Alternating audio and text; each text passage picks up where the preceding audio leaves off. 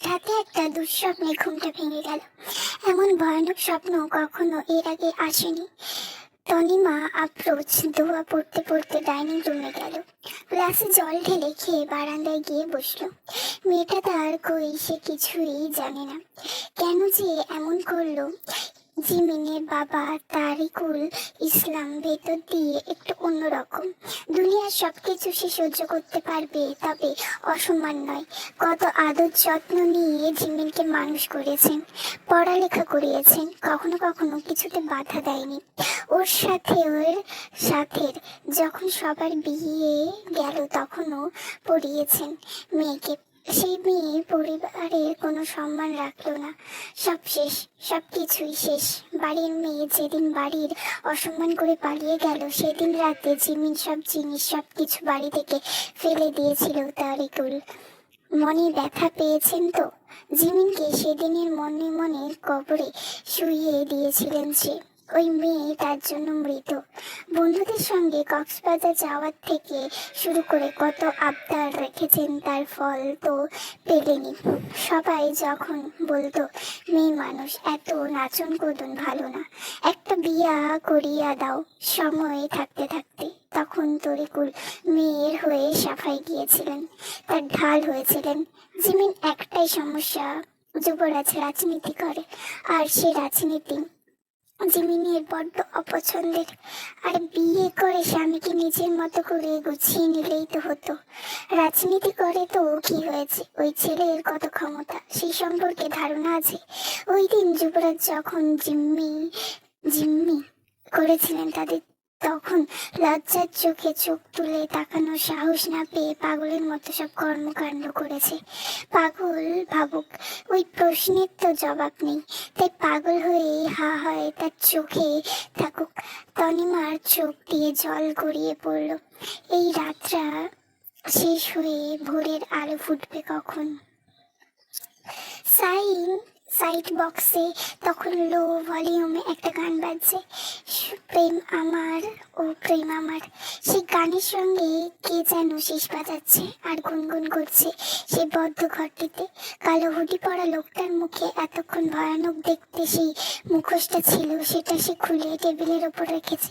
হাতে তার একটা লাল গোলাপ। মুখোশটা মুখের ওপর থেকে সরাতেই তার প্রতি সুদর্শন মুখখানা দর্শন পাওয়া গেল। যে মেয়েটা ঘরের কোণে বাধা অবস্থায় পড়ে আছে, তার এই মুখশ্রী দেখে কোনোভাবে বিশ্বাস হচ্ছে না যে এই সুন্দর চেহারার পেছনে লুকিয়ে আছে একটা ভয়াল রূপ। লোকটা তাকে জীবিত রেখেছে অবশ্য, তবে এটাকে বেঁচে থাকা বলে না। আজকে দুদিনে হলো তার পেটে কিছু পড়েনি, এখন সামনে না যা পাবে তাই সে অনায়াসে খেয়ে ফেলতে পারবে।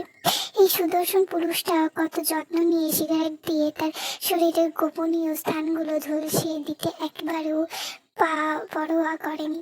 মেয়েটি প্রশ্ন করেছিল বিধায় তার নিচের ঠোঁটটা কেটে ওর ঘরে বন্দি করে রাখা সেই হিংস্র কুকুরকে খাইয়েছে।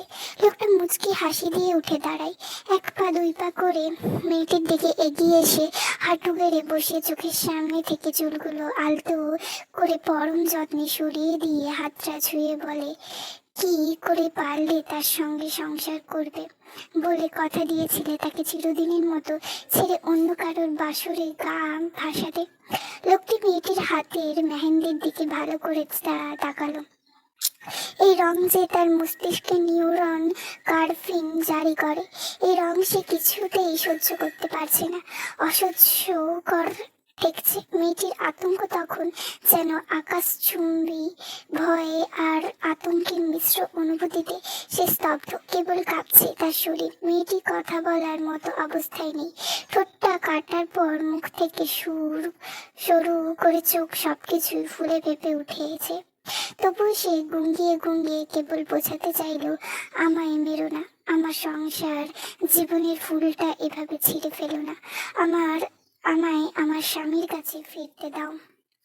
লোকটি আবার বলে উঠল, অন্য কারোর জন্য মেহেন্দি পরতে পারবে না, কিছুতেই না। সে তৎক্ষণাৎ পকেট থেকে কাঁচিটা বের করে মেয়েটির কিছু বুঝে ওঠার আগেই একের পর এক আঘাত বসিয়ে দিল তার হাতের তালুতে উপর দিকে।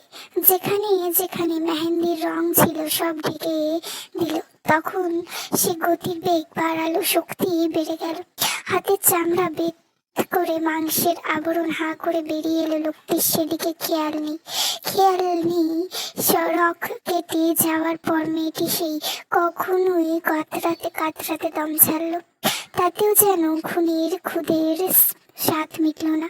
সে মৃত মেয়েটিকে শুয়ে দিয়ে গলার বড় ছুরিটা ধরে কোপের পর কোপ বসিয়ে চলল। যতক্ষণ না আলাদা হয় কিছু ততক্ষণ।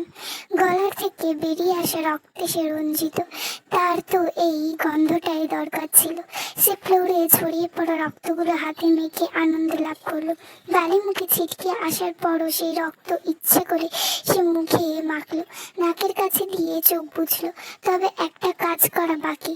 খুনি উঠে টেবিলের কাছে গিয়ে চিটা হাতে তুলে নিয়ে সে গানের গাল মিলিয়ে গলায় জোর বাড়িয়ে গাইল, তুমি ছাড়া আজ একা এমন স্বপ্নের লাশঘর। ভেঙে যাওয়া সে বুকের পাঁচর ধুধু মরু প্রান্তের। তবুও প্রেম এসে ভালোবেসে আজও দেখা দিয়ে যায়।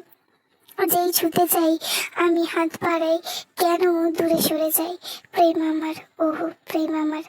গান গাইতে গাইতে গোড়া থেকে চুলগুলো কেটে নিয়ে বলল, এই চুলগুলো কোন পুতুলটা চুলে লাগাই বলো তো নবরা? জগন্নাথ বিশ্ববিদ্যালয়ে প্রাণীবিদ্যা বিভাগের ভবনের সামনে দাঁড়িয়ে আছে জিমিন। আজ একটা প্রোগ্রাম আছে। কত মানুষ কত রং রং করে সেজে এসেছে। জিমিন গাছের সামনে দাঁড়িয়ে এর সঙ্গে তাদের সমালোচনা করছে। একটা মেয়ে একটু আগে সামনের গাছটার সামনে দাঁড়িয়ে ছবি তুলছিল।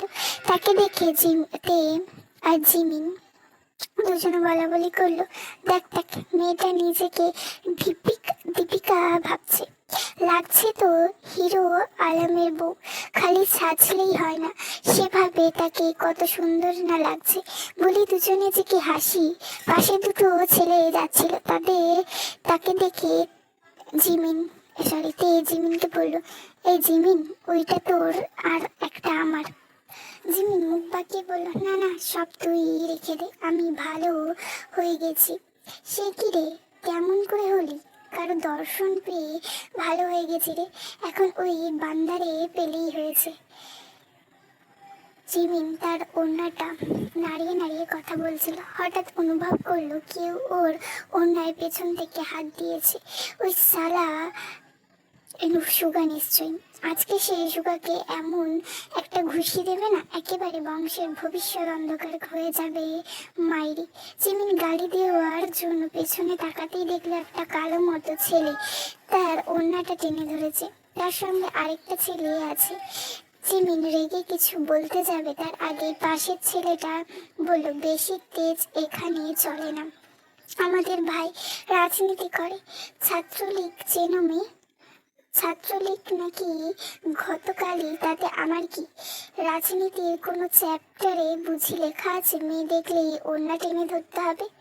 না, তবে তুমি চাইলে চ্যাপ্টারটার আমি নিজেই তৈরি করতে পারি। ওড়না ছাড়লেই নইলে দুনিয়ায় ছাড়িয়ে দেব। ছেলে দুটো হেসে উঠল। ততক্ষণে সেখানে মানুষ জড়ো হয়ে গেছে। সবাই কেবল দেখছে, কোনো রকম সাহায্যের জন্য এগিয়ে আসছে না। জিমিন একবার চারিদিকে তাকালো। এটা কি শুটিং চলছে নাকি? মেজাজটা তার গরম হয়ে যায়। কি করবে বুঝে উঠতে পারছে না। জিমিন ওড়নাটা ছিনিয়ে নিতে যাবে, তার আগে ছেলেটা ওড়না ছেড়ে দিয়ে পাশের জনকে বলল, আজকে রাতে আমার রুমে একে পাঠাবি। তেজ কতখানি একটু মেপে দেখতে হবে না? জিমিন কিছু বলতে যাবে, তার আগে ছেলেটার কাঁধে কেউ একজন হাত রাখলো। ছেলেটি পাশ ফিরে তাকাতে আবিষ্কার করলো সুগাকে। সুগা সকলের সামনে জিমিনের দিকে সরু চোখে তাকিয়ে বলল, আরে হ্যাঁ, নেতা সাহেব নাকি? এটাকে রুমে নিয়ে যাবেন। রুচি দেখছি আপনার মাটির নিচে চলে গেছে। ওর থেকে তো ওর সাথে এটাই ভালো। ভয়ে আরো চুপসে গেল। জিমিন তখন রাগ আর ঘৃণার চোখে দিয়ে জল পড়ছে। দুর্বলতা আর ভয় সেই জলের উৎস নয়, বরং রাগ সেই জলের উৎস। সুগা সেই জল দেখে আরো হাসলো। ছেলেটি কাঁধে চাপড়ে মেরে বলল, এমন তেজ মেপে দেখবা ভাই, যেন চিৎকার করার ক্ষমতা হারিয়ে ফেলে। মেয়ে মানুষের এত দেমাগ কিসের? দিস ইজ অ্যাবসোলিউটলি ফাকিং রং। দুজনের চোখ তখন একে অপরের দৃষ্টি মিলছে। একজনের চোখে উপহাস, অন্যজনের চোখে জলে তীব্র ঘৃণা। অন্যটা ছেড়ে ফুপিয়ে কেঁদে উঠে জিমি। আজ এতটা অসহায় লেগেছিল। বাবা সবসময় বলতেন, এমন ভাবে চলবে যেন গায়ে একটা পিঁপড়াও বসতে না পারে। পিঁপড়াটা আজ বসেই গেল। জিমিন অনেক কিছু বলতে ইচ্ছে করছিল, তবু বলতে পারেনি। ওই সুগা আসলেই একটা জঘন্য একটা মানুষ। সম্মান, ভালোবাসা, শ্রদ্ধা কোনোটাই তার মধ্যে নেই। ওই রকম মানুষরা কেবল ছোট করেই দেখতে পারে। তাদের কাছে মেয়ে মানুষ মানেই তাদের শরীরটা সব, মন অস্তিত্বের দরকার নেই, মোটেও দরকার নেই। জিমিন গোসল ছেড়ে বের হতেই পাশের রুম থেকে মায়ের কথাটুকু শুনতে পেল। বিনে পয়সায় এখানে খাচ্ছে থাকছে, কবে যাবে কিছু ঠিক করে না বললে তো সব বাড়ির মানুষই এমন রিয়াকশন দেখবে। জিমিন ব্যাগ থেকে পার্সটা বের করলো। হাতে টাকা পয়সা নেই, যা ছিল তাও ফুরিয়ে আসছে। তাকে কিছু তো একটা ব্যবস্থা করতে হবে, আজ খুঁজতে হবে। তেকে এসে এই বিষয়ে বলে রেখেছে, টিউশন হলেও চলবে। তে খোঁজ রাখবে বলেছে। এই মেয়েটার সঙ্গে প্রথম পরিচয় গত বছরের শুরুর দিকে ফেসবুকে। জিমিন ফেসবুকে উপন্যাস পড়া হয়। পছন্দের মেয়েটার সঙ্গে প্রথম পছন্দের একটা লেখিকা মেসেঞ্জার গ্রুপের সঙ্গে অ্যাড ছিল সে। তারপর সেই গ্রুপ থেকেই তার সঙ্গে পরিচয় হয়। পরিচয়হীন একটা মেয়ের মানুষের সঙ্গে যে এত ভালো সম্পর্ক হয়ে যাবে কখনো ভাবতে পারেনি জিমিন তেকে নিজের পছন্দ অপছন্দ সব ধরনের কথাই বলতো। পালানোর বিষয়টা নিয়ে যখন বলেছিল তখন সেই বলল এখানে আসতে। মেয়েটা কত ভালো। জিমিন পুরনো আইডিটা নষ্ট করে ফেলেছে, সিমটাও ফেলে দিয়েছে। এখানে এসে সব কেন নতুন করে নতুন একটা আইডিতেও তা খুলেছে। হোয়াটসঅ্যাপ লগ ইন করে সেই দিন চিত্রার নাম্বারটা সেভ করেছিল। ফোনটা হাতে নিতেই দেখলো চিত্রার দুটো কল এসেছে। জিমিন বিপদে পড়লে কিংবা সিদ্ধান্ত নিতে গেলে যখন দ্বিধায় পড়ে তখন সেই মেয়েটির কাছে নিঃসংকটে সাহায্য পরামর্শ চাইতে বসে সে। ফারজার এলাহির ভালোবাসার রমণী। ফারজার এলাহি নামটা সুগার নেওয়ার কারণ হচ্ছে কারণ গতবার চিত্রাকে স্মরণ করতে ততবারই ফারাজের চিত্রা আপনা আপনি চলে আসবে। ফারাজের সঙ্গে কখনো তেমন ভাবে ফোনে কথা হয়নি। আসলে হবে কেমন করে? বউ পাগল একটা লোক, অন্য কারোর সঙ্গে কথা বলার সময় আছে তার? তবে জিমিন তবে চিত্রা স্বামীর জায়গায় প্রশাসন করতে করতে মুখে ফেনা তুললেই ফেলে। সেই বর্ণনা, সেই বলি শুনতে যুবতীর কেন বুড়ো একটা মহিলার আফসোস করে বলবে, আমার একটা ফারাজ এলাহি চাই। ফোন দিয়েছিল 2 ঘন্টা আগে, এখন ব্যাক করা কি ঠিক হবে? ভাবতে না ভাবতে দিয়েই ফেললো। প্রথম কলটা তুললো না চিত্রা, পরের বারেরটা তুলতেই ওপাশ থেকে একটা কণ্ঠস্বর বেশি আসলো, আরে রোমান্সের সময় কোন ছোট লোক ডিস্টার্ব করে? এত চুলকানি কেন? কথাগুলো যিনি বলছেন তিনি ফারাজ এলাহি, আর যাকে বলেছেন সে অসময়ে বিরক্ত করা জিমিন। যদিও সে কলটা করেছে দেখেওনি হয়তো, বিরক্ত মনে হয়েছে তাই যে চিত্রার থেকে ফোনটা কেড়ে বলে দিয়েছে। চিত্রা কিছু বলতে গিয়েও পারল না, ফারাজ ফোনটা কেটে দিল মুখের উপর। জিমিন বুঝতে বাকি রাখলো না যে সে একটু নয় বরং পুরোই অসময়ে জরুরি কাজে ব্যাঘাত ঘটিয়েছে। কিন্তু এখন বেলা কয়টা বাজে ইতালিতে? এই ফারাজ নামক লোকটার কি সবসময় এমন জরুরি কাজ থাকে নাকি? যেদিন জিমিন নিজে থেকে কল দেয় সেই দিনই এমন হয়। সেদিন পুরোটা রাত কেবল এপাশ ওপাশ ফিরেছে জিমিন। ঘুমাতে পারে না, এতটা কষ্ট লাগে। ইয়ানুর কল করেছিল, ব্যাক করেনি, লাইনেও এলো না আজকে। থাক, তাকে বিরক্ত করা লাভ নেই, তার তো অনেক কাজ। জিমিনের মতো বেকার নাকি? তবে যতবার রাত ভাবলো তার হাতে তো টাকা নেই, বাসায় ফেরার উপায় নেই, বাড়িতে ফিরলে যুবরাজ তুলে নিয়ে গিয়ে হলেও তাকে বিয়ে করবে। ওই লোককে বিয়ে করা সম্ভবই নয়। বয়স কত তফাৎ তাদের, আর পছন্দ অপছন্দ। যতক্ষণ ক্ষমতা হোক, মানুষ তার জন্য পাগল থাকুক না কেন, এমপি হোক না কেন, জিমিন এই রাজনীতিকে চরমভাবে ঘৃণা করে। ভালো মানুষও রাজনীতি ক্ষমতা টিকিয়ে রাখতে খারাপ পথ বেছে নেয়। ওই পথ কাউকে ভালো থাকতে দেয় না, অসুরের বদলে ফেলে। তবে ভার্সিটির সে ঘটনার পর কথা যখন তখন মনে পড়লো, জিমিন তখন চোখ দিয়ে জল গড়িয়ে পড়ল। সুগা খারাপ মানুষ সে জানতো, কিন্তু এতটা জঘন্য তা জানতো না। ভালো হলো না তার সাথে, কি লাভ পেল এসব করে? একটা ছেলে একটা মেয়ে নোংরা কথা বলে তার প্রতিবাদ না করে উল্টো তালে তাল মেলালো। জিমিন পাশ ফিরল, চোখে জল গিয়ে পড়ল।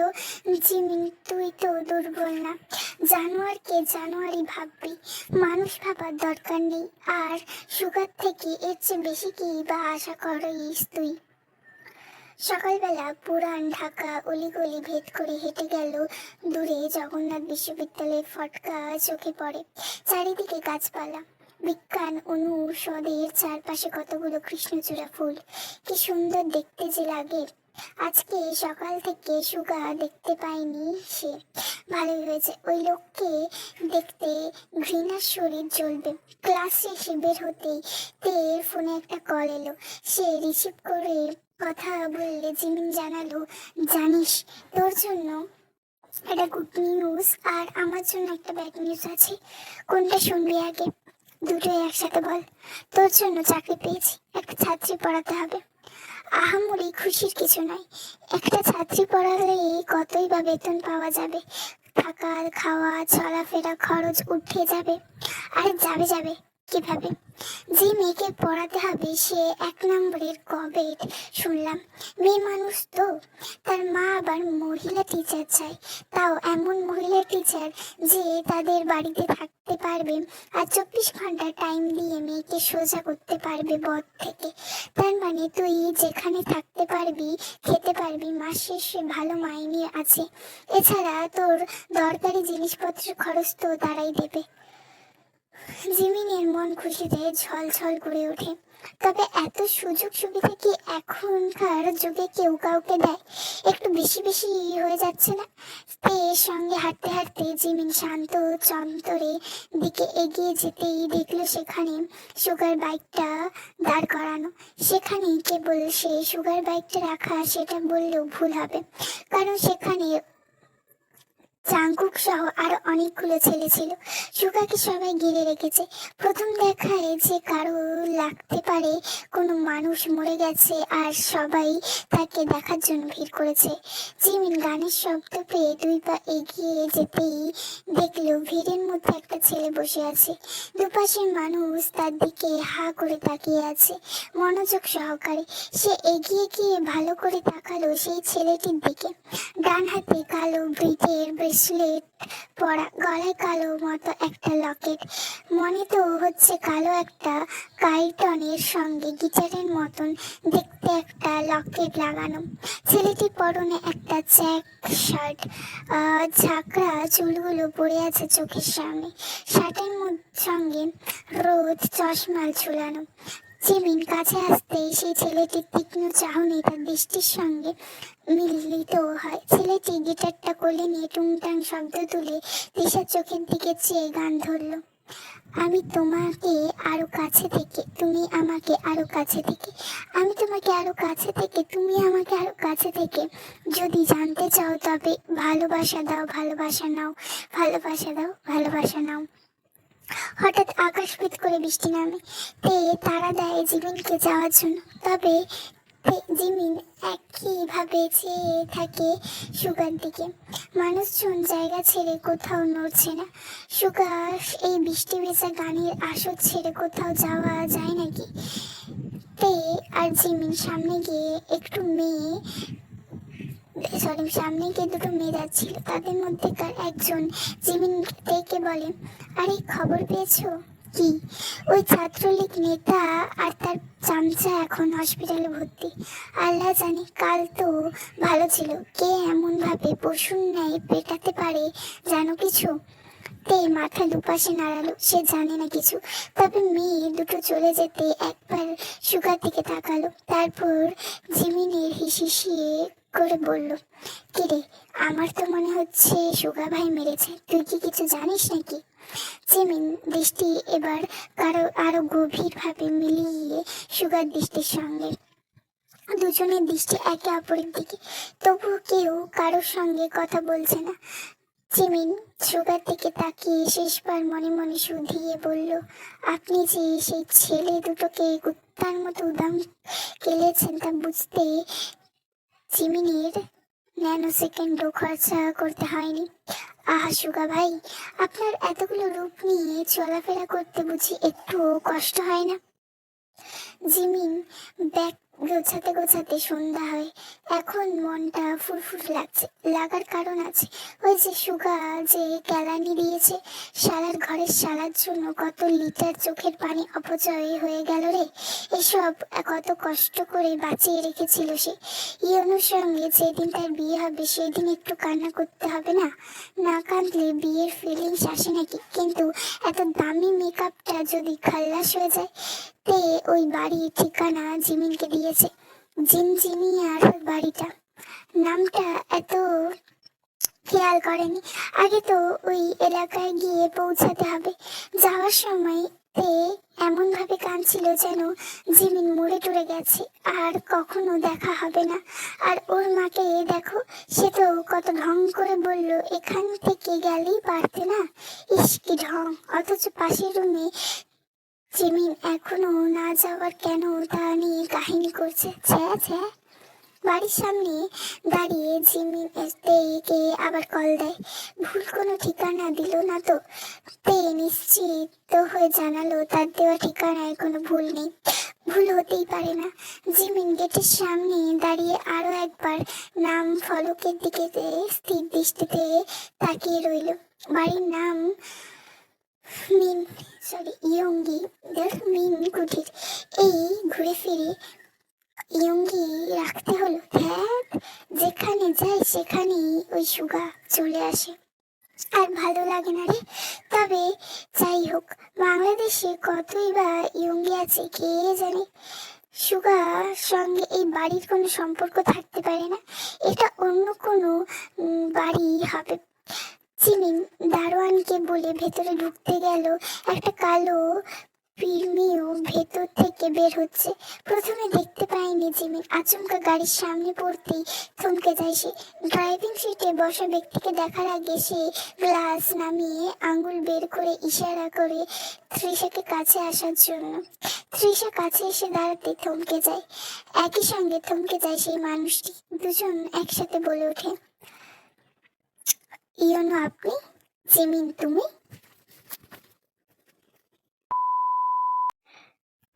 কুঠিরের অন্দরমহলে সবাই একত্রিত হয়েছে। ইয়নো আর বাইরে যাওয়া হলো না তার। জিমিন তো খুশিতে হাতির 5 পা দেখার মতো অবস্থা। এবার মনে হয় এক দফা এক দাবি আন্দোলন করে হলেও মিসেস ইয়ঙ্গি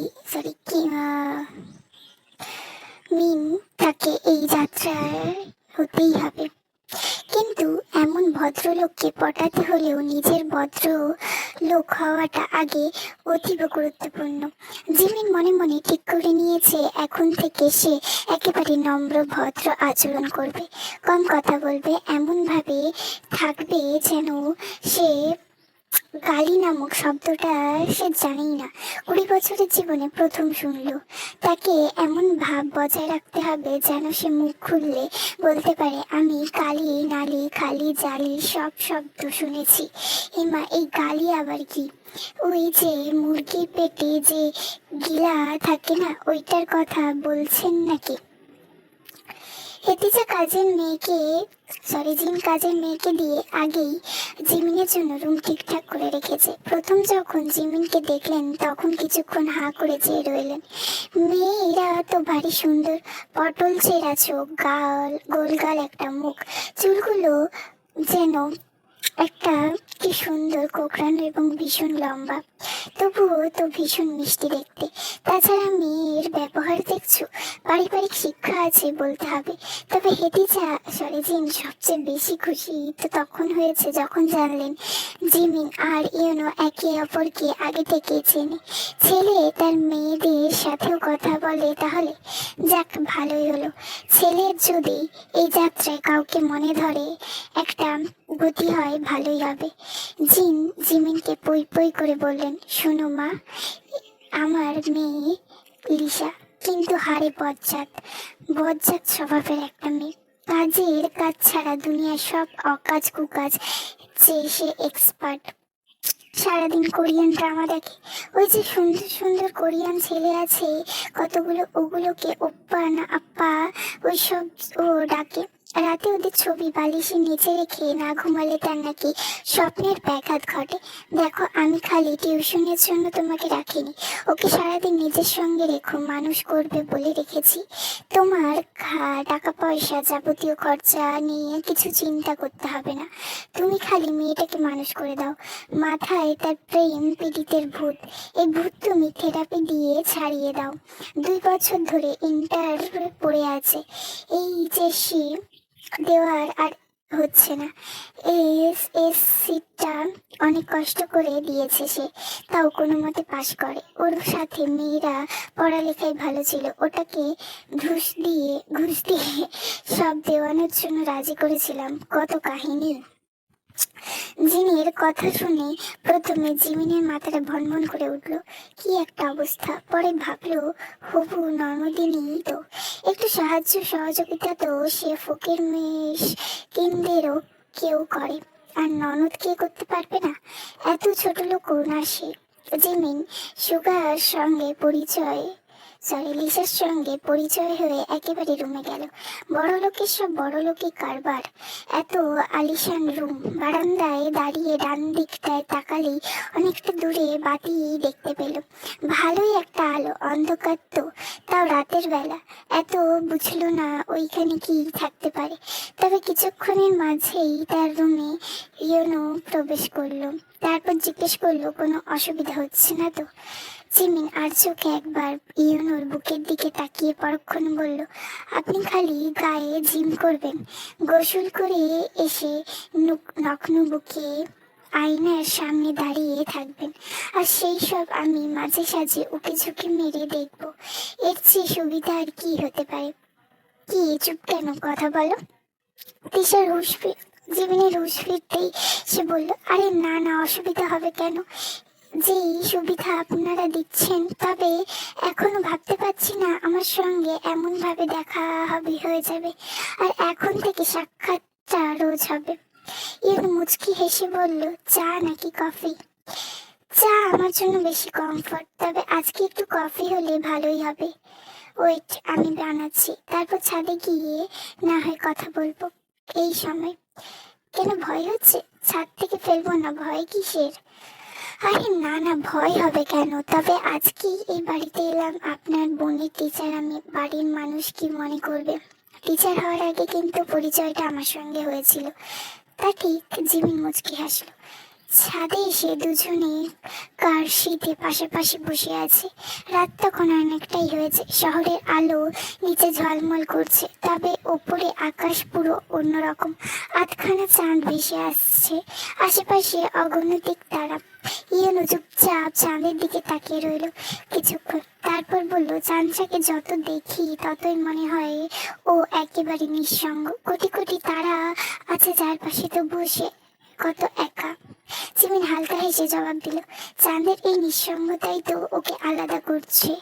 যদি সবার মতো হতো তাহলে হয়তো আমরা ওর দিকে এমন ভাবে ফিরে তাকাতামই না।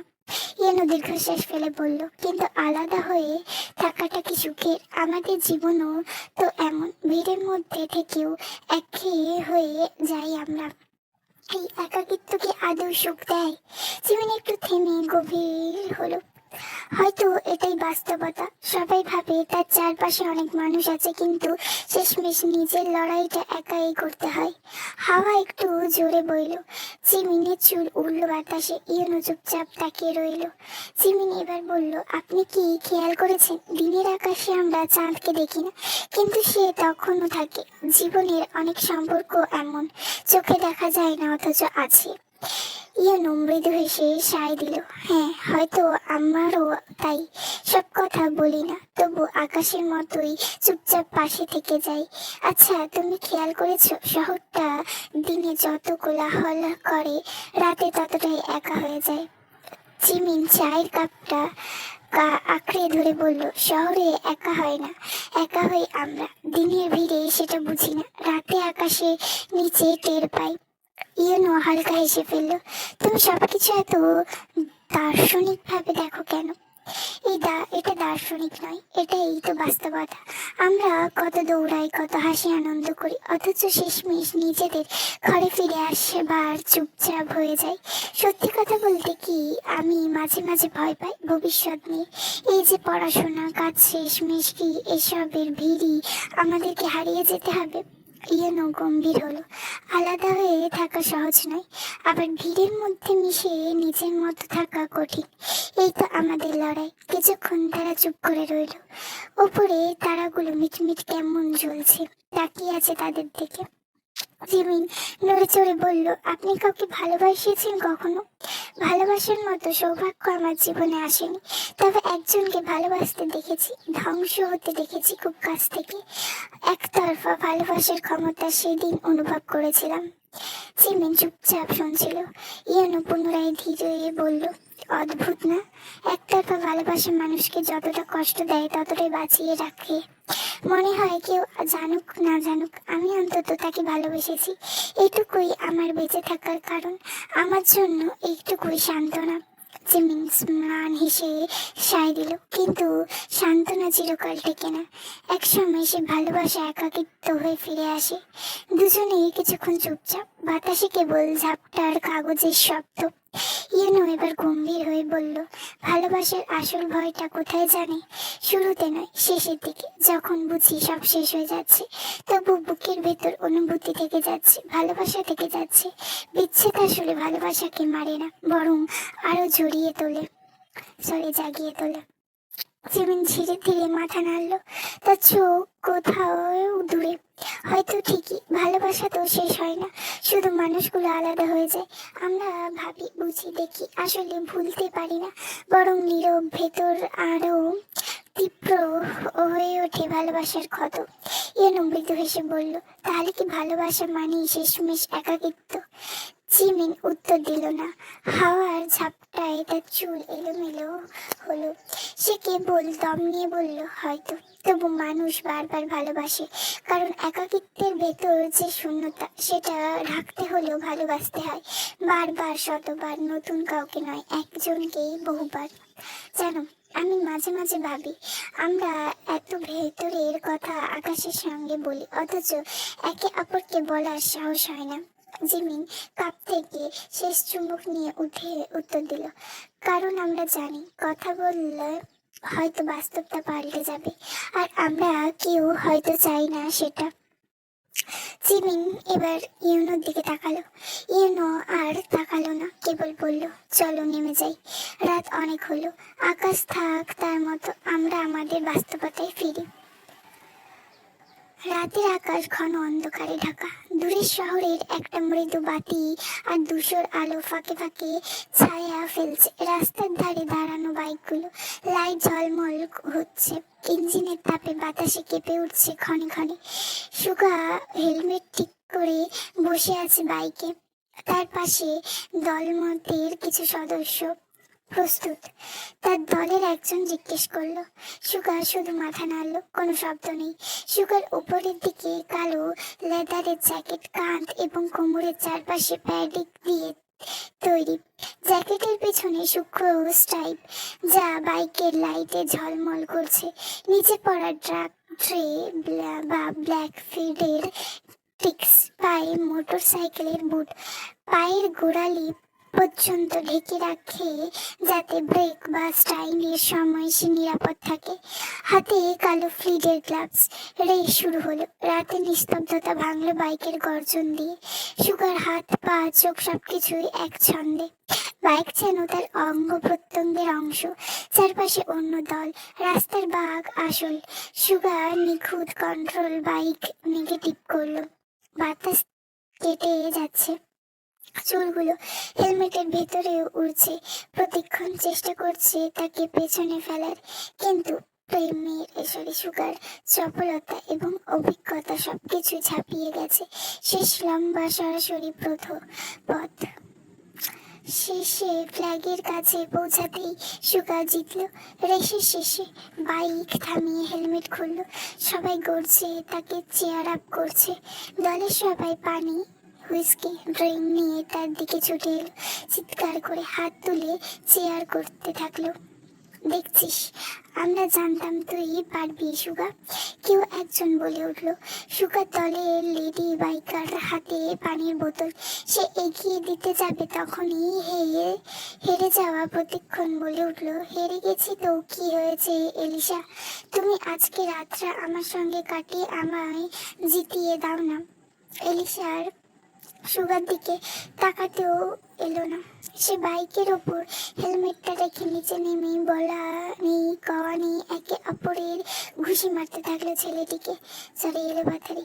ছেলেটি নিজেও বুঝতে পারেনি সবাই এসে সুগার হাত থেকে তাকে বাঁচানোর চেষ্টা করেও পারছে না। শেষে জেকে এসে অনেক কষ্টে সুগাকে টেনে সাইডে নিয়ে যায়। সুগা বলে উঠলো, আরে ছাড় আমাকে, একে তো হেরেছে তার উপর আমাদের দলের বাইকারকে নোংরা কথা বলছে। ওকে রুমে পাঠাবো, ওকে বেডরুমে না হসপিটাল রুমে। ততক্ষণে ভিড় জমে গেছে। কেউ একজন চেঁচিয়ে উঠে বলল, আরে সুগা ভাই, এই ছেলের শ্বাস চলছে না। যে কে সেই কথা শুনে সুগার দিকে তাকাতেই সুগা ভাবলেশীন ভাবে বলল, মাটি খুঁড়ে চাপা দিয়ে দে শালাকে। কাল রাতে আর ঘুম হলো না। ইউনুর সঙ্গে কথা বলার পর আর একটু চোখ জুড়ে ঘুমানো হলো না। ভোরের দিকে ঘুম ভাঙলো জিমিনের। সে উঠে গিয়ে বারান্দায় দাঁড়াতেই এবার ডান পাশটা চোখে গেল। ওই পাশে এত জঙ্গল কেন? লম্বা সব গাছের জন্য তো ভালো করে কিছু দেখাও যাচ্ছে না।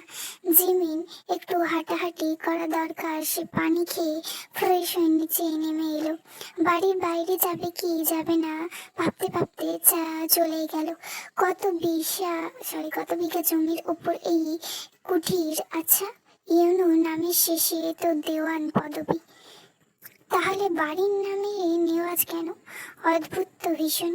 বাড়ির সামনে ঝর্ণা, ফল ফুলাদির গাছের অভাব নেই। কি সুন্দর করে সাজানো গুছানো সব।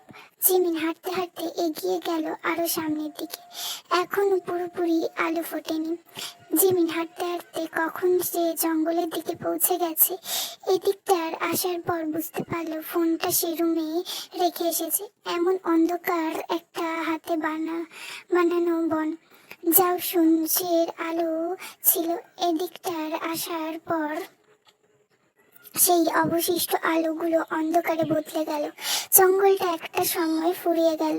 একেবারে ছোট্ট একটা বন। শেষের দিকে আসতেই চোখে পড়লো একটা দোতলা কাঠের বাড়ি। চারিদিকে কেমন ছিমছিমা, মাঝে একটা বাড়ি। জিমিন আর এগোবে কিনা ভাবতে ভাবতেই কানে একটা শব্দ এলো, মাটি খোঁড়ার শব্দ। এই অসময়ে কে মাটি খুঁড়ছে? সে এবার একটু ভয় অবশ্য পেল, কিন্তু ভ্রম ভেবে পাত্তা না দিয়ে আরো 2 কদম এগোতেই একটা গুনগুন শব্দ এলো। তার পা মুহূর্তেই থমকে গেল, জমাট বাঁধলো। সে স্পষ্ট শুনতে পাচ্ছে কেউ গান গাইছে। এই গানের সুরটা তার পরিচিত। গানের গলা আরো স্পষ্ট হলো। শরীরে ডান পাশ দিয়ে বয়ে গেল একটা শিহরণ। কেউ গাইছে, তার মাটি খুঁড়ছে। প্রেম আমার, ও প্রেম আমার। জিমিন আর একটু এগিয়ে যেতেই হঠাৎ করে পেছন থেকে কেউ একজন তার মুখটা চেপে ধরলো। জিমিন তার হাতের দিকে তাকালো। কালো একটা হুডি পরা। জিমিন চিৎকার করার উপায় পাচ্ছে না। হঠাৎ লোকটা তার কানের কাছে এলো, ঘাড়ের কাছে মুখ রাখতেই বলল, কোন ফুলে তুমি শুলে পড়ো এই ফুল সজ্জায়, স্বপ্নের লাশ কাঁধে নিয়ে ওরা কেন চলে যায়। চোখে সূর্যের আলো পড়তে ঘুমটা হালকা হয়ে আসে জিমিনের। সে উঠে বসতেই দেখলো 9টা বেজে গেছে। হায় আল্লাহ, প্রথম দিনেই এত লেট। জিমিন স্পষ্ট মনে আছে ভোরের দিকে তার ঘুম ভেঙেছিল। তখন সে উঠে ওই জঙ্গলের দিকটায় যায়। হঠাৎ কেউ একজন তাকে পেছন থেকে চেপে ধরে। ব্যাস, তারপর কি হয়েছিল মনে নেই। জিমিন তখনও চোখে ঝাপসা দেখছে। উঠে বসতেই একজন মহিলা নক করে রুমে ঢুকে বলল, আপা, আপনার ঘুম কি ভেঙেছে? এই বাড়ির মানুষ সকালে একলগে খাবার খায়, আপনারে বড় ম্যাডাম ডাক পারে। জিমিন কাজের মহিলা জুনের দিকে তাকিয়ে বলল, আসছি, জাস্ট 5 মিনিট। আচ্ছা। জিমিনের মাথাটা এখনো ঘোরাচ্ছে।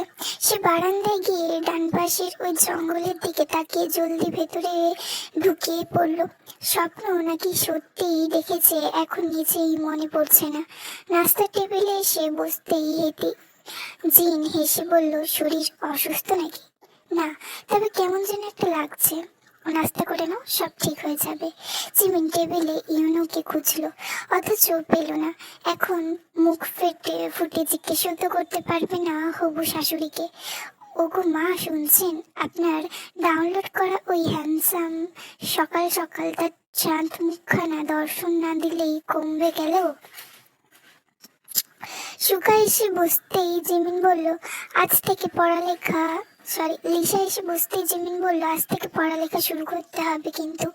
সেই কথায় লিসা বিশেষ খুশি হতে পারলো কিনা বলা দায়। সে ফোন এনে গ্লাসের সঙ্গে হেলান দিয়ে ফোনটা রেখে কোরিয়ান ড্রামা ছাড়লো। জিমিন ভেতর ভেতর তা দেখে বলল, খাওয়ার টেবিলেও ফোন এনে এই ড্রামা দেখা। তবু সে মুখে হাসির বজায় রেখে বলল, তো কি ড্রামা আজকাল দেখা হচ্ছে? লাভলি রানার। নায়কটা কি আমার জাল লাগে না? তবে যতই সুন্দর হোক না কেন, কই সে আর কই সুগা ভাই। শেষের কথাটা একটু ধীরে বলল লিসা। জিমিন তাতে বিশেষ পাত্তা দিল না। কিছুক্ষণের মধ্যে নিচতলার ঘর থেকে বোকা মেশে টেবিলে বসতেই জিমিনের সঙ্গে পরিচয় করিয়ে দিলেন। জিমিন তখনও বুঝতে পারছেন না এই লোকের পদবি দেওয়ার না হয়ে নেওয়ার কেন হয়েছে। বোকাম একবার চারিদিকে তাকিয়ে মুখলিশকে জিজ্ঞেস করলো, সুগা কোথায়? আজকে শুক্রবার, সে কি ভুলে গেছে শুক্রবার সে যে সবাই একসঙ্গে মিলে খাবার খাই আমরা? আর এই জিন ইয়নো কোথায়? জিন বাবার কথা শুনে সঙ্গে সঙ্গে বলেন, বাবা সে ভোরে বের হয়েছিল শুনলাম, রুমে আছে, ফ্রেশ হয়েই নিচে নামবে। যাও কালুর বাপ, সুগাকে নিয়ে আসো। জিমিন ভ্রুকুচকে বোকামের দিকে তাকিয়ে বলল, এমা, উনি এই বয়সে প্রেমওয়ালা ভাষাকে ডেকে আনতে বলছেন কেন? আচ্ছা ডাকুক, ভালোবাসার তো বয়স হয় না। মুখলেস যাওয়ার জন্য দরজার সামনে যেতে চোখ আটকে গেল এদিকটাই এগিয়ে আসা পুরুষের দিকে। মুখলেসের মুখে হাসি ফুটলো। সে বলল, আরে আপনার জন্য অপেক্ষা করতেছে সবাই। সুকা একটু মুচকি হাসি দিয়ে বলল, চলো তাহলে, অনেক ক্ষুধা পেয়েছে। সুকা পরনে সাদা একটা প্যান্ট, আজকে আর গলায় কোনো লকেট নেই, কেবল হাতে একটা রোলেক্সের ঘড়ি। হালকা নীল রঙের শার্টে তাকে ওই আকাশের মতনই অপূর্ব লাগছে। গায়ের রংটার সঙ্গে জামার রংটা যে কি দারুণ মানিয়েছে। সানগ্লাসটা চোখে ছিল, ভেতরে যাওয়ার সময় খুলেছে। সুগা ভেতরে ঢোকার সঙ্গে সঙ্গে তার গায়ের সেই রোজা ব্র্যান্ডের পারফিউমের গন্ধটা ছড়ায়। জিমিন খাবারটা মাত্র মুখে তুলেছিল। ও মা, সুগাকে দেখতে পেয়ে নাক মুখে সে খাবার নিমিষে উঠে গেল। সুগা তাকে পানি এগিয়ে দিবে নাকি লিসা তাকে পানি এগিয়ে দেবে নাকি সুগাকে দেখবে নিজেই বুঝতে পারছে না, তবুও পানি এগিয়ে দিল। জিমিনের মাথা তখনও কাজ করছে না। সে জিমিনকে দেখেও না দেখার একটা ভঙ্গিমা করে একেবারে জিমিনের পাশের চেয়ারে বসে ঝুনুকে বলল, পাউরুটিগুলো মাখন দিয়ে টোস্ট করেছো তো? জি। আর স্ট্রবেরি এবং চকলেট? শোনো, সকাল সকালই এত গরম পড়েছে, আজ কোল্ড কফি দিবে সঙ্গে। আর কিছু? ডিম হাফ বয়েল, পুরো সিদ্ধ ডিম যেন না হয়। জিমিন নিজের নাস্তার দিকে তাকায়। সে সকাল সকাল পরোটার সঙ্গে চা আর সবজি খাচ্ছে, ডিম ভাজিও আছে। তার সুগাকে দেখো, সে কি সব বড় লোকে খাবার খাচ্ছে। কিন্তু কথাটা সেটা নয়। জিমিন নেশা তো করেনি, তবে চোখের সামনে সুগাকে কেন দেখছে? আর এই ছোকরাকে আজ একটু বেশি হ্যান্ডসাম লাগছে না? এ কোথায় এসে পড়লো? মাথার ভেতরটা দ্বিগুণ ব্যথায় ভরে গেল। জিমিন হাবার মতো চায়ে চুমুক দিতেই সিঁড়ি বেয়ে ইয়োনো নেমে আসে। কালো একটা ব্লেজার পরা, ভিতরে সাদা শার্ট, গলায় টাই, একেবারে খাঁটি জেন্টেলম্যান যাকে বলে। জিমিন তো এবার মাথাটা ঘুরে যাওয়ার পালা। গায়ে পারফিউমটা মাথা হ্যাং করে দিচ্ছে। ইয়োনো মুচকি হেসে জিমিনের পাশে সিটটায় বসলো। জিমিনের বামে সুগা আর ডানে ইয়োনো। একজন একটু কম সুদর্শন হলে পারতো না? শ্বাসকষ্ট উঠে যাচ্ছে, চেঁচিয়ে বলতে ইচ্ছে করছে, এই কেউ অ্যাম্বুলেন্সে খবর দে, নয়তো নয়তো কিছু একটা কর। এভাবে আর কতদিন অবিবাহিত হয়ে বাঁচবো? যৌবন তো চলে যাচ্ছে সুপুরুষ দেখতে দেখতেই। সন্ধ্যার দিকে ইলশাকে পড়াতে বসে জিমিন জানতে পারলো আসলে এই বাড়ির ছেলে হচ্ছে সুগা, আর ইউনো তো অন্য বাড়ির ছেলে। তবে এখানেই মানুষ হওয়া। জিমিন এখন কি করবে বুঝতে পারছে না। ইউনো আর সে এক বাড়িতে আছে, সেই খুশিতে লুঙ্গি ডান্স করবে, নাকি সুগার বাড়িতে তাকে থাকতে হবে এই ভেবে ফাঁসির মঞ্চে ঝুলে থাকবে। এই সুগা জন্য কোথাও শান্তি নেই। জিমিন সুগাকে লিসাকে ওইদিকে জঙ্গল সম্পর্কে কিছু জিজ্ঞেস করতে গিয়েও করলো না। সেদিন জিজ্ঞেস করাটা কেমন যেন হয়ে যাবে না? এত ছোট লোক নাকি সে? পড়া শেষ হতেই জিমিন নিজের রুমে বারান্দায় গিয়ে আবার উকি ঝুঁকি মারলো জঙ্গলটার দিকে। আচ্ছা, ওইখানে কে থাকে? আর সকাল সকাল সুগা এমন জামাই সেজে বাইরে থেকে কেন এলো? গেটের দিকে চোখ যেতেই দেখলো ইয়নোর গাড়ি বের হয়ে কোথাও যেন একটা যাচ্ছে। ইস, একবার যদি তার দিকে তাকাতো। জিমিন মনে মনে গেয়ে উঠলো। আমার দিকে চাইয়া দেখে বয়স কত অল্প, সারা রাত জেগে আমরা করবো অনেক গল্প। 2 লাইন গেয়েই জিমিন থেমে গেল। ব্রো কুচকে বলল, আব্বে শালা, রাত জেগে গল্প কেন করব? করার মতো তো বহু কাজ আছে। বংশ বিস্তার রেখে গল্প? টু মাচ ফকিররা কাজ কারবার। জিমিন ভালো করে সন্ধ্যা নামতেই তিরিং বিরিং করে চোরের মতো সিঁড়ি দিয়ে নেমে গেল। আজ তো ওই জঙ্গলে যাবে সে। ওইখানে কেমন ফাঁকা বেশ আছে, দেখে আসতে হবে না? নইলে পরের বার ইউনো জানিমানকে নিয়ে জঙ্গল মঙ্গল করবে কেমন করে? জিমিন সুন্দরভাবে তৈরি হয়ে গায়ে একবার পারফিউম মেরে জঙ্গলের দিকে হাঁটা ধরলো। এইবার ফোনটা সাথে নিল। সেখানে যেতে সময় লাগেনি, তবে জিমিন এখনো বুঝতে পারছে না ভোরে কি সে সত্যি এখানে এসেছিল, নাকি সবটা ভ্রম।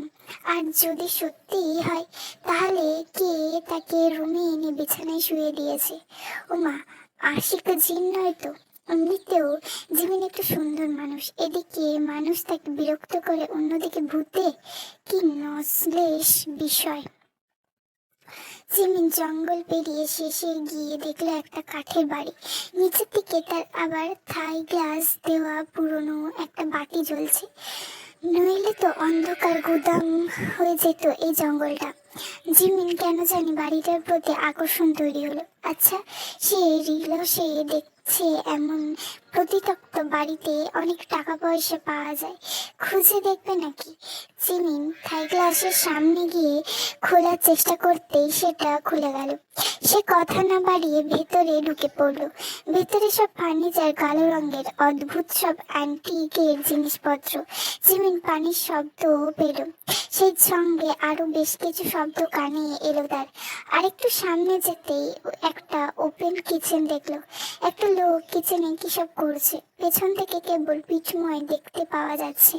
লম্বা চওড়া কাঁধ, পেশিগুলো কি নিখুঁত আর সুঠাম। কালো রঙের একটা ট্রাউজার পরা, বুকটা নগ্ন, পিঠে ইয়ং স্ক্যাপুলা দেখা যাচ্ছে। কাঁধের কাছে পিঠের হাড়ের ওপর থেকে স্পাইন পর্যন্ত উঁচু এবং আলতো সরে থাকা হাড়ের চাপগুলো পিঠে ছোট বাটারফ্লাইয়ের আকৃতি ধারণ করছে। লোকটা মৃদু নড়তেই সেই ঝাপগুলো আরো স্পষ্ট হয়ে উঠল। জিমিন আরেকটু কাছে যেতে বুঝতে পারলো লোকটা মনোযোগ দিয়ে রান্না করছে। পরিচিত একটা পারফিউমের গন্ধ নাকে আসতেই সেই লোকটি এবার পেছনে ফিরে তাকালো। মুহূর্তেই জিমিন জমে উঠল। ও মা, একটু দেখি সুগা। সুগা কেবল তার দিকে তাকিয়ে বাঁকা এসে বলল, প্রথমে ভার্সিটি, তারপর বাড়ির মধ্যে, এখন এখানেও। নেক্সট কোথায় যাবে? সুগার বিছানায়। মুখ সামলে কথা বলুন। মুখ তো সামলেই রাখবো, কিন্তু নিজেকে কতক্ষণ সামলাতে পারবো জানা নেই। সুগা ভাই। তৃষার চোখে স্পষ্ট ভয়। সুগা ছুরিটা হাতে নিয়ে বলল, এসে যখন পড়েছ ছাড়ি কি করে?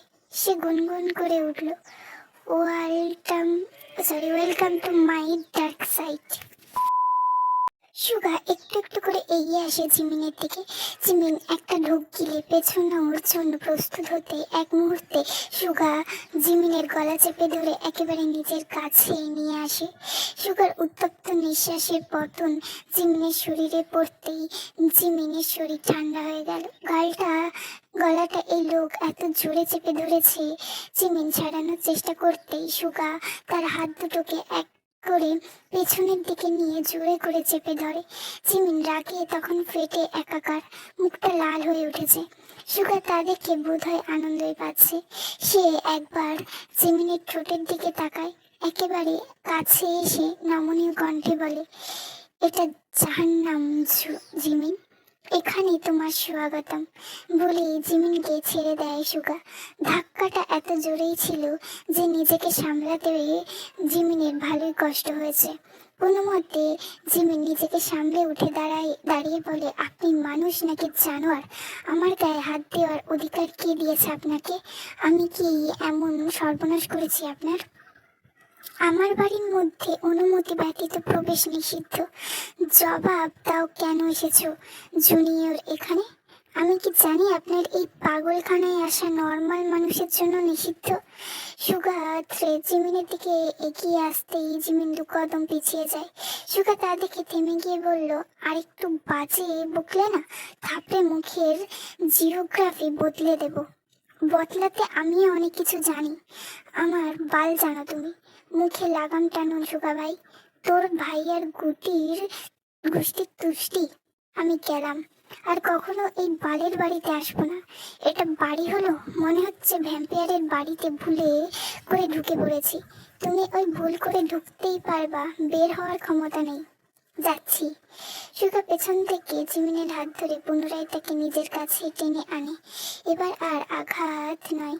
চোখে চোখ রেখে মুখের উপর এলোমেলো হয়ে পড়ে থাকা চুলগুলো সরিয়ে দিয়ে বলল, নিজের ইচ্ছায় এসেছো, যাবে আমার ইচ্ছায়। আমার লাগছে সুগা ভাই।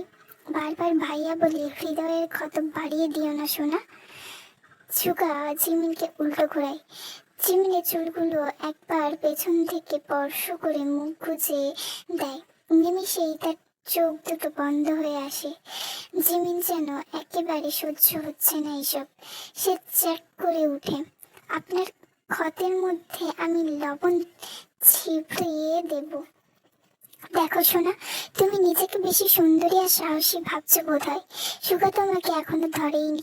যেদিন ধরবে সেদিন আর ঘুম ভাঙবে না তোমার। তাই তর্ক আমার সঙ্গে করো না। মুখে মুখে তর্ক আমার একেবারেই অপছন্দ। এসব অপছন্দের কাজ করে আমাকে রাগাও না কেন বারবার? লুক, কত ভালো করেই তো কথা বলছি, আপনি ছাড়বেন? সুগা আরো শক্ত করে জিমিনকে চেপে ধরে। ব্যথায় জিমিনের চোখ দিয়ে জল গড়িয়ে পড়লে সুগা সেই জল আঙ্গুল দিয়ে মুছে দিয়ে বলল, এখনো তো এই বাড়ির চাকর তুমি। টাকা গিলছো, খাচ্ছ, খালি এইসব করলে কি হবে? সুগাকেও তো খুশি করতে হবে না? কি ছি, নোংরা আপনি। এত পবিত্র দেখাবে না আমার সামনে। দুনিয়ায় এত পবিত্রতা থাকলে জনসংখ্যা আজ এত বাড়ত না। আপনার মতো মানুষের জন্য দেশের আজ এই অবস্থা। যেভাবে বলছো আমি মনে হয় আমার 20-25টা বাচ্চা কাচ্চা তোমায় ডোনেশন করছি। তবে তুমি চাইলে একটা আপাতত করে দিতে পারি। যদিও আমার সঙ্গে বিক্রিয়ায় যাওয়ার মতো ক্ষমতা যোগ্যতা কোনোটাই তোমার মধ্যে নেই। আরে ভাই, এখন ছাড়ুন তো। এমন চেপে ধরে যে দাগ বানিয়েছেন, এখন মলমের খরচা কে দেবে? আপনার নানাই? না, তোর নানা আছে না, ওইটাকে কবর থেকে তুলে এনে খরচা টাকা নিবি।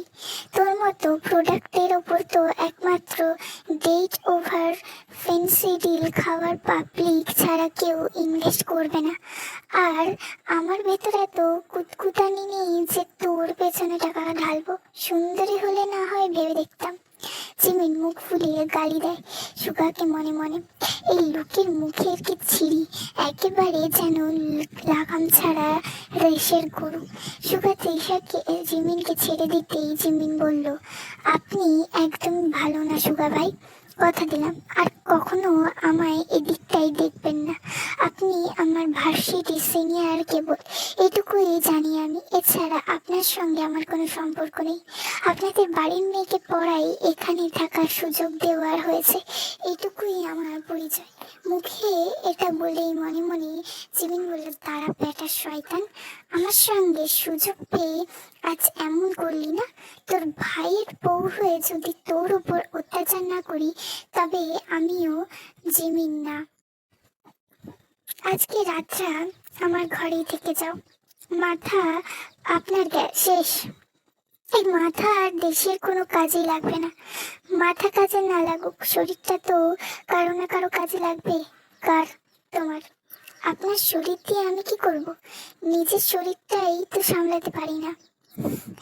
আমরা অনেক কাজের শোনা, এই শরীরটা দেখতে পাওয়ার কত নারীর স্বপ্ন জানো? রুচি খারাপ হলে যা হয় আর কি। অনেক প্যাচাল শুনেছি, যে দাগ আপনি আজ বানালেন না, তা একদিন 3 ডবল দিয়ে জিমিন উসুল করে ছাড়বে। আমি জিমিন, আমার যেন তেন ভাববেন না, ঠিক আছে? আমি ওইসব মেয়ে না যে কেউ উঁচু গলায় কথা বলবে চুপ করে থাকবো। আমি জিমিন, আমার সঙ্গে গলা উঁচু করে কেউ কথা বললে আমি তার গলার রকটাই টেনে ছিঁড়ে আনি। মাইন্ডেড?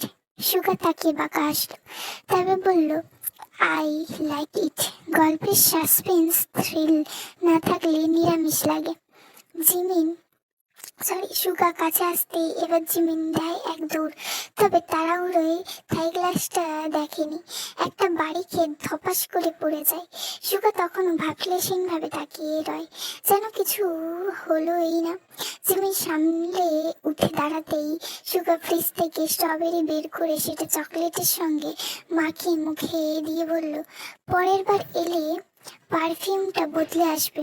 এটা পারফিউম কম, এয়ার ফ্রেশনার লাগছে বেশি, তবে শ্যাম্পুর গন্ধটা চলে।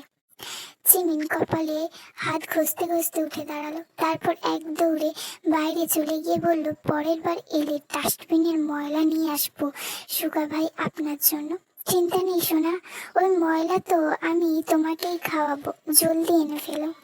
সালা তোর জন্য ড্রেস থেকে শরবত তুলে আনবো। আমার আপন মনে বকতে বকতে জিমিন চলে গেল। এই তো এত করে বলল, আর জিমিনও বকাবকি গালাগালি করবে না সে। এই বিষয়ের কথা কি তার মনে আছে, নাকি ব্রেনের সেই বিশেষ অংশটা ডিলিট হয়ে গেছে? রাত 9টা বাজে কেবল, তখন উঁচু ভবনের ফাঁক গলে সেই আকাশ দেখা যায় টুকরো টুকরো করে। কোথাও অন্ধকার ঘন, কোথাও আবার বিদ্যুতের আলোর ফিকে। নিয়ন সাইনবোর্ড, রাস্তায় ল্যাম্পপোস্ট আর দোকানের ঝলমলে আলো মিলে আকাশকে কেমন যেন চেপে রেখেছে। তবু মাঝে মাঝে উপরে তাকালে দেখা যায় অর্ধচন্দ্রটা ভেসে আসছে। আলোটা ঝাপসা, কারণ ধোঁয়া আর ধুলোর আবরণে তার তৃপ্তি ম্লান হয়ে গেছে। খুব বেশি তারা দেখা যাচ্ছে না, যেগুলো দেখা যাচ্ছে আছে সেগুলো কেবল মিটমিট বিন্দুর মতো, তবে এই আকাশেও আলাদা একটা আকর্ষণ আছে। এই আকাশ যেন মানুষের ভিড়ের মাঝেও নিঃশব্দে দাঁড়িয়ে আছে। তার গভীর কালো রঙের ভেতরে একটা কথা বারবার ভেসে আসে, তুমি যতই হইচই করো আমি আমার অসম্মতই ধীরে ধরে রাখবো। নিউজ বাড়ির দোতলার ঘরে লিসা শুয়ে শুয়ে কোরিয়ান ড্রামা দেখছে। হঠাৎ মনে হলো রুমে কিছু একটা ঢুকছে। ও মা, কোরিয়ান নায়ক নাকি? গলবিল, ওর তো ক্ষমতা আছে হুটহাট সব জায়গায় যাওয়ার। লিসা নড়ে চড়ে বুঝতেই শব্দটা আবার হলো। এবার কেমন জানি জানি একটা ভয় লাগছে। সে বারান্দার দিকে যায়। এই কই, কিছু তো নেই। পেছনে ফিরতে চিৎকার করে ওঠে, তবে শব্দ হওয়ার আগে কেউ একজন তার মুখ চেপে ধরে। আগে একটা চুমু দিয়ে বলল, আমি তো তোমার কাই। অন্ধকার রুমটা, দেওয়াল জুড়ে ছবি টাঙানো, টেবিলের উপর কাগজপত্রের অভাব নেই। একেবারে ওইসব নারীদের লিস্ট আছে যারা প্রতারক। আচ্ছা, তাদের বেঁচে থেকে লাভ কি যারা একজনকে ভালোবেসে অন্যজনের এমন অসহায়কে হয়ে যায়? লোকটি কালো হুডিটা গায়ে থেকে খুলে ফেললো, মুখের মাস্কটা খুলে টেবিলের উপর রেখে এগিয়ে গেল শিকলের সঙ্গে বেঁধে রাখা নারীটির দিকে। নারীটি চুপসে আছে, ভয় আর আতঙ্ক তার ভেতর ডানা বেঁধে আছে। লোকটি মেয়েটির সামনে বসতেই তার চুলগুলো সুন্দর করে সরিয়ে দিয়ে জিজ্ঞেস করলো, কয় বছরের প্রেম ছিল? মেয়েটি চুপ করে রয়, ভয় তার ভিতরটাই সব কথা গিলে ফেলছে। লোকটি এই নিস্তব্ধতা একেবারে পছন্দ হয় না। সে চোখের ছুরিটা মেয়েটির আঙুল ছুঁয়ে বলল, প্রশ্ন করলে কেউ যদি উত্তর না দেয় তখন আমার ভীষণ রাগ হয়। মেয়েটি কিছু বুঝে ওঠার আগে লোকটি ভ্যাকাজ করে তার আঙুলটা কেটে নেয়। ঝর্ণার মতো রক্ত এসে তার মুখে ছিটকে পড়ে। পুরো ঘর কেঁপে ওঠে মেয়েটির হাহাকারে চিৎকারে। লোকটি উঠে দাঁড়ায়। পাশের ঘরে আলাদা একটা লোহার বিরাট খাঁচা আছে, তাতে হিংস্র একটা কুকুর বন্দি। লোকটি আদরের কুকুর। সে ওই ঘরটার দিকে আঙুলটা কুকুরটিকে দিতেই তো তৃপ্তি করে খেলো সে। তা দেখে কেমন জানি শান্তিময় একটা হাসি ফুটে উঠলো লোকটির মুখে। সে খাঁচার ভেতরে হাত ঢুকিয়ে কুকুরটির মাথায় হাত বুলিয়ে দিল। তারপর বলল, এবার কোন অংশটা খাবে বলো তো? বলেই সে আবার গান ধরল, প্রেম আমার, ও প্রেম আমার। আপনাদের যদি এই পার্টটা ভালো লেগে থাকে please please please like, comment, share and subscribe.